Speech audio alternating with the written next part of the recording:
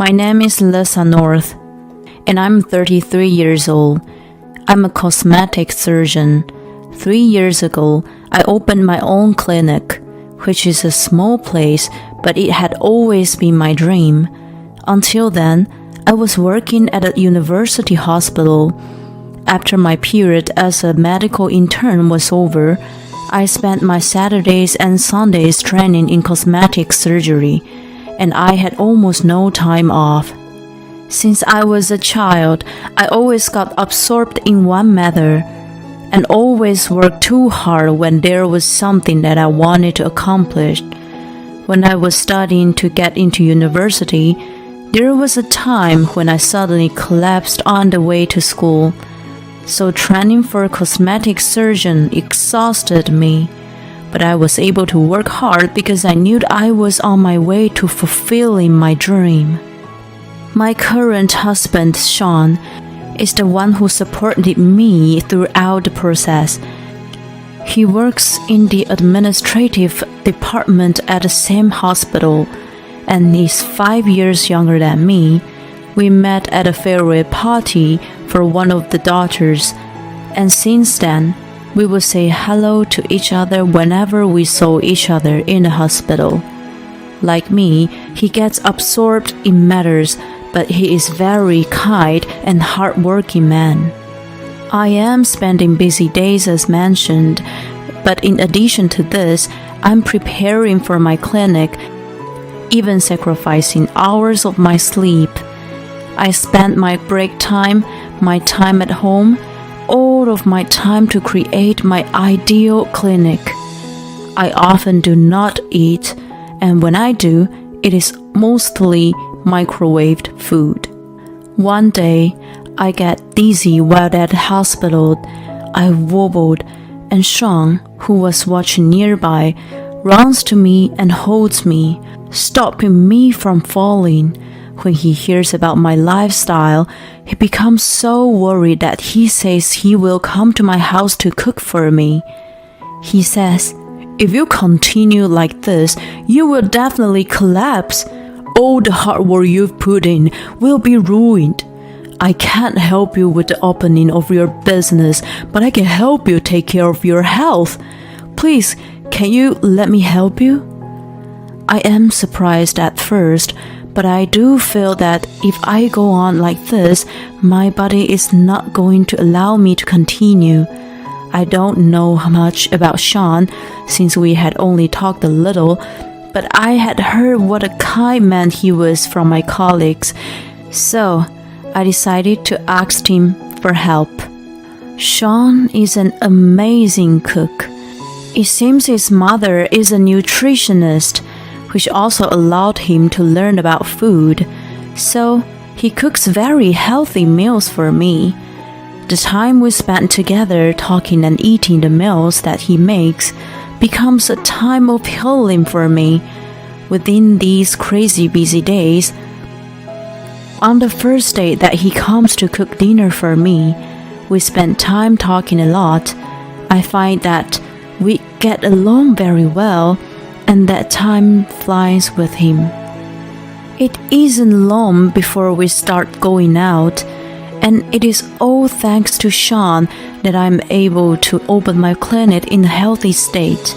Once I open my practice and get even busier, we decide to get married.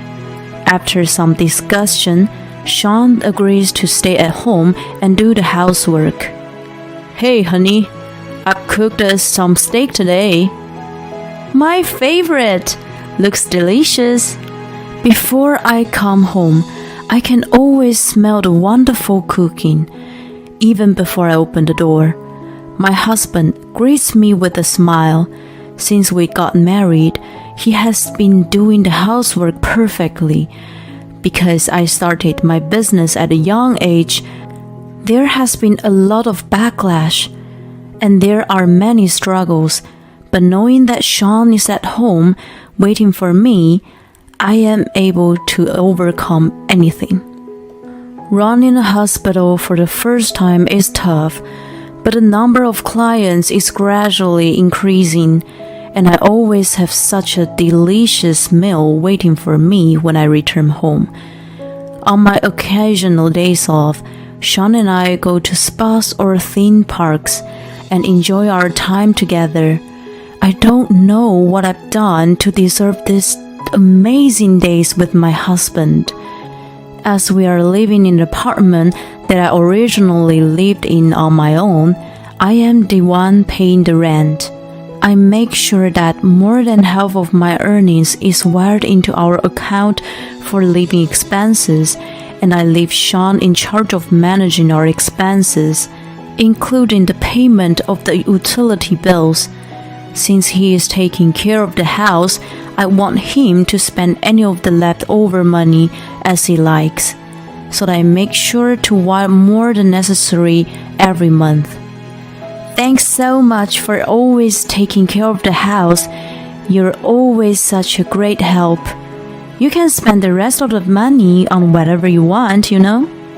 This is what I would always say to him. Well, cooking's my hobby, so maybe I'll buy the new frying pan, is what he would reply. And in addition, he would say, Look, we've already saved this much. We've saved up a little bit more, and when you're not too busy with work, let's go on a vacation. Sean not only does the housework perfectly, but also manages the household budget very well.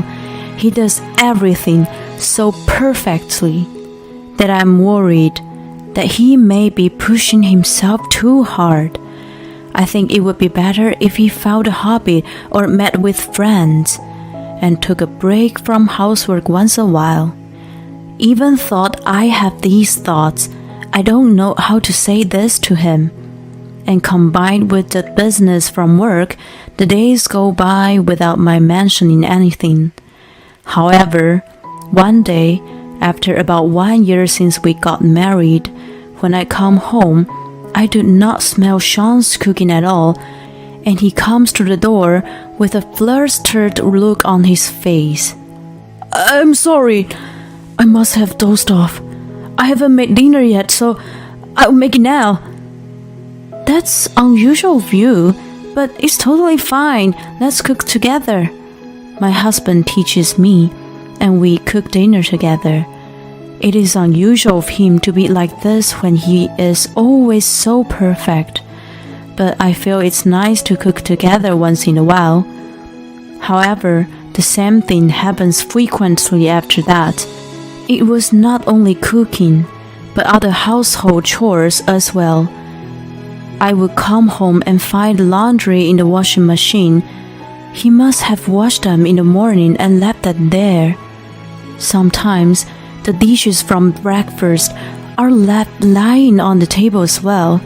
It doesn't seem like he's gone grocery shopping either, and when there is nothing in the refrigerator, I begin to think that something is wrong. The reason is always different. He could be sleeping or feeling unwell, and I cannot tell what the real cause is. I would find out the actual cause 6 months after the first time Sean didn't cook dinner. When I come home, the house is very quiet. Sean doesn't rush out to see me either. The breakfast dishes are still on the table, and the laundry is also still in the washing machine.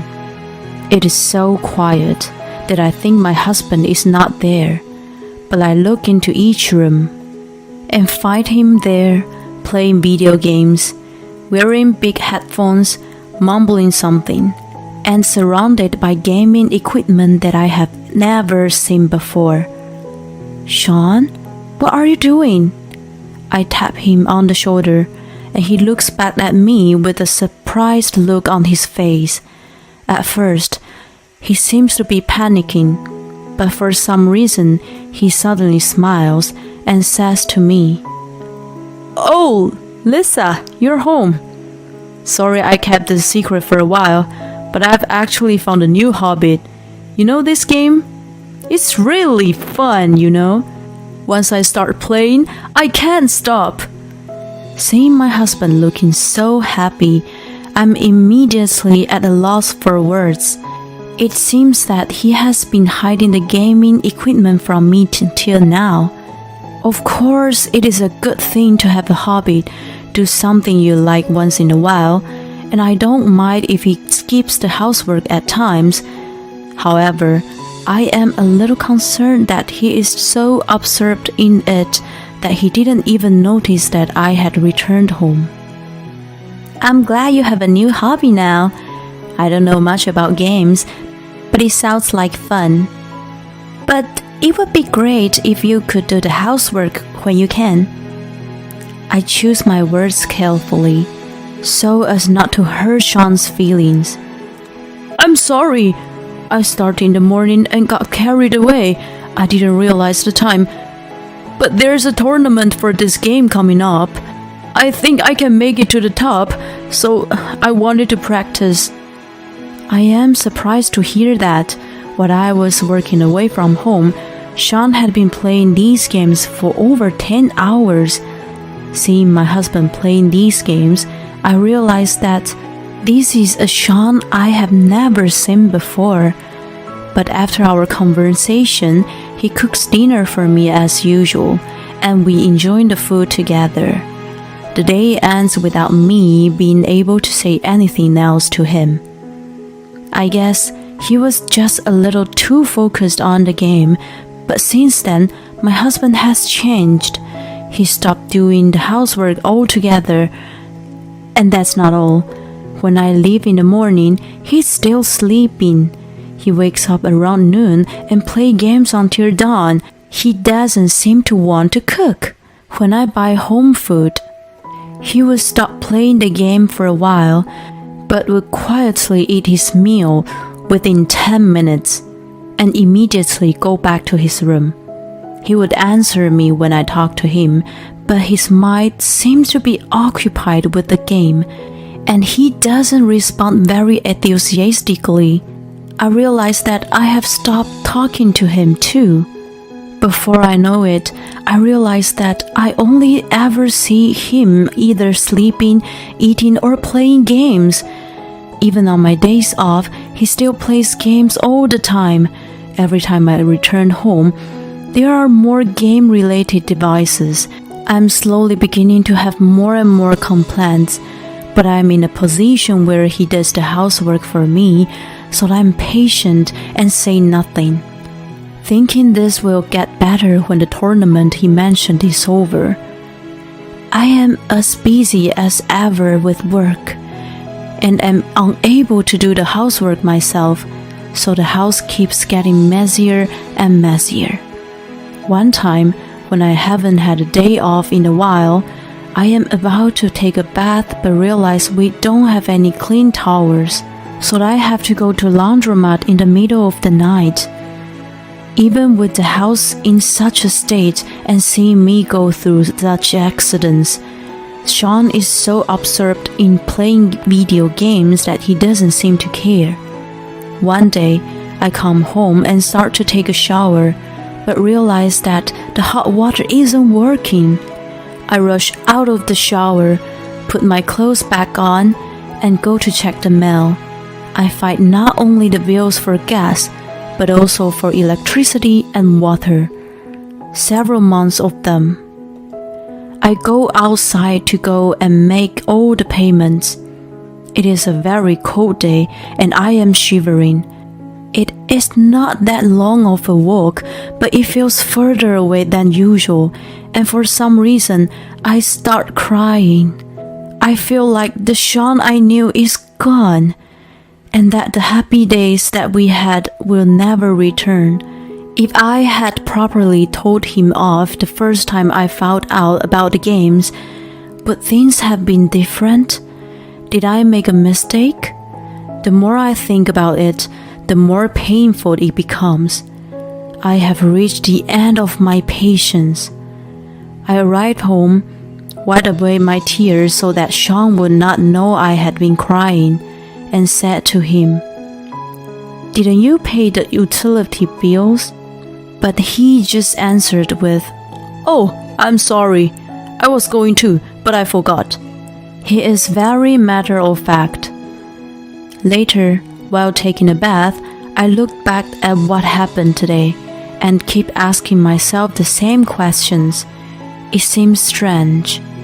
Right after we got married, I heard that Sean had made sure the utility cost would be paid by automatic debit, and even thought I was handing him extra money. It was a wonder where he had enough money to buy so many gaming equipment that looked so expensive too. I get out of the bath and check the account for living expenses. I see there is not even enough money left in the account for a month's worth of gas. I look through the figures carefully and find that the full amount has been withdrawn the day after I wired the amount. Feeling a little bit bad, I check the contents of my husband's wallet, which is left in the living room. I find a card that allows you to add money to the games, and receipts from electronic stores where he must have bought the gaming devices. So many of them. All the amounts on the receipts are expensive. Something snaps inside of me. I cannot forgive him.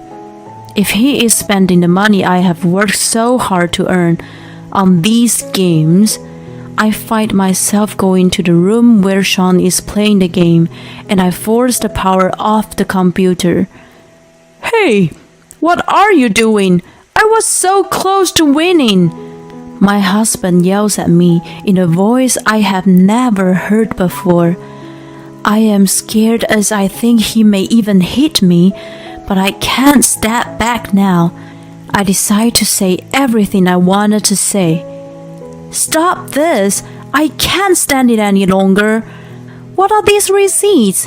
There's no money in our account either. You're spending all my money on games, aren't you?" "What? You're the one who said I can spend money on my hobbies, so shut up. How could you look into my wallet without asking? Did you shut this game down just to say that?" "I was winning, you know. I can't believe it. I only said you could spend the money if there was any left. Anyone should understand that. You're a stay-at-home husband and you don't even do the housework. If you want, go and find a job. Earn yourself some money if you have things you want to spend it on. I'm not going to let you spend any of my money on games any longer. If you're going that far, I'm leaving. You can't do anything without me. Don't take housework for granted, you know. You should be grateful to me." He picks up just his wallet and phone and leaves the apartment. His parents' house is far away, so I guess he must have gone to a friend's place. I feel slightly better now that I had said everything I had been feeling. However, I'm not done. Sean is probably going to come back when he feels he wants to play the games again, or when he doesn't have any more money left. He isn't gone for good, and he's not going to come home a different man. As far as I can tell, it seems he needs the games more than he needs me. I cannot forgive him. The next day, I have a day off, so I sell all the gaming equipment that Sean has and go to receive the divorce papers. I send the rest of Sean's belongings to his parents' house, along with the papers signed on my side. I cancel the apartment contract, which had been in my name, and go to rent a new apartment. I also reach out to a moving company. Several days later, I move to a new apartment, see the old apartment off, go to the bank, and also cancel the account for our living expenses, as this was also in my name. With everything done, I feel wonderful. The day after I cancel the account is when the living expenses would usually be deposited.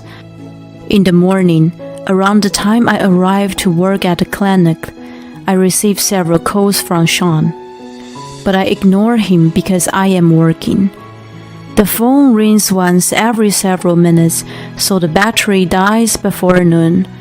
Once I finished work in the evening and turned my phone on, I received another call from Sean.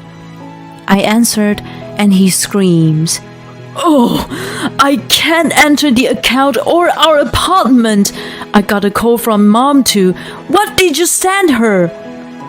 I moved. "There's nowhere for you to go home to anymore. I've sent your stuff and the divorce papers to your parents' house, so you be sure to look through everything when you're there." "What do you mean?" "We never say anything about the divorce. I don't have a job, you know." "Who do you think you are? You can't enter the account because I canceled it.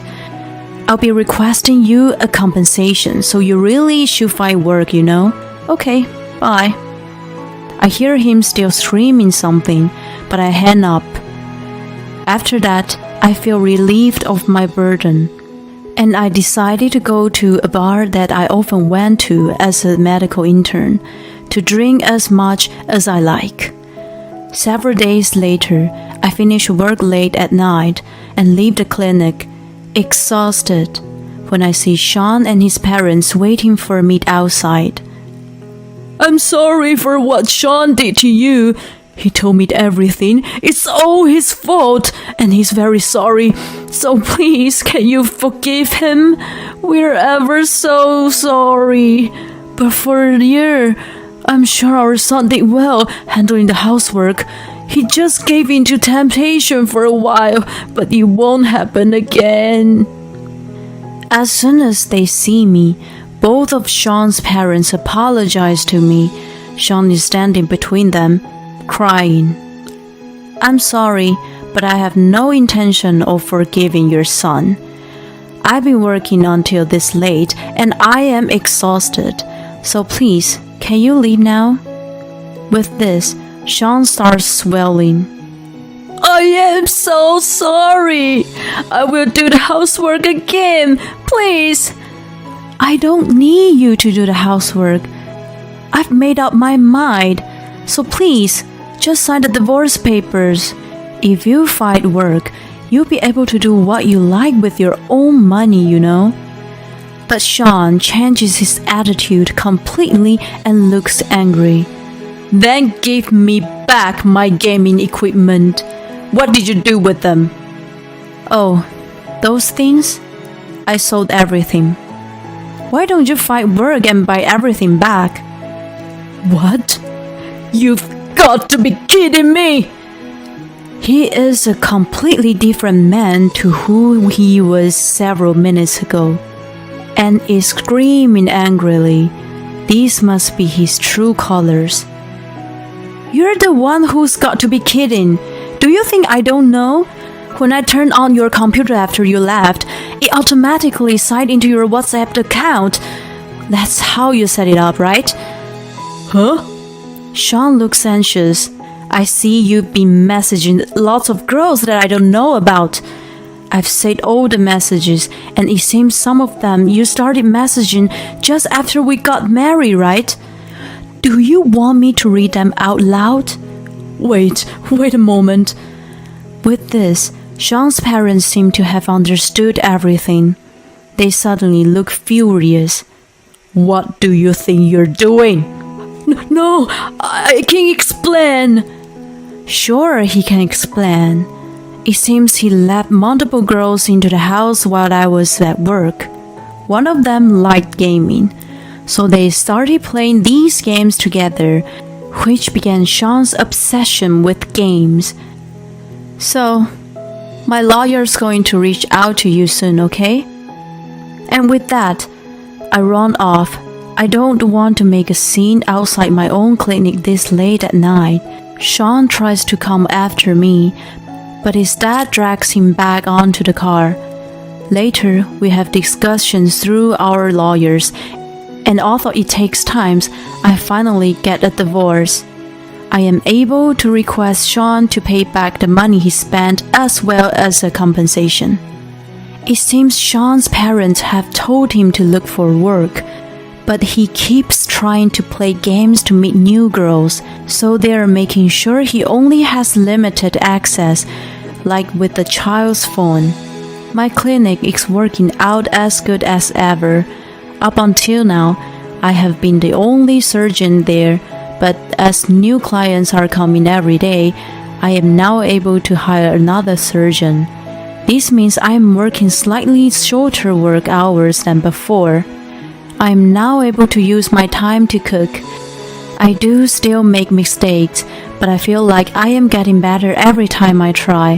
When I can find more time, I hope to start attending cooking classes.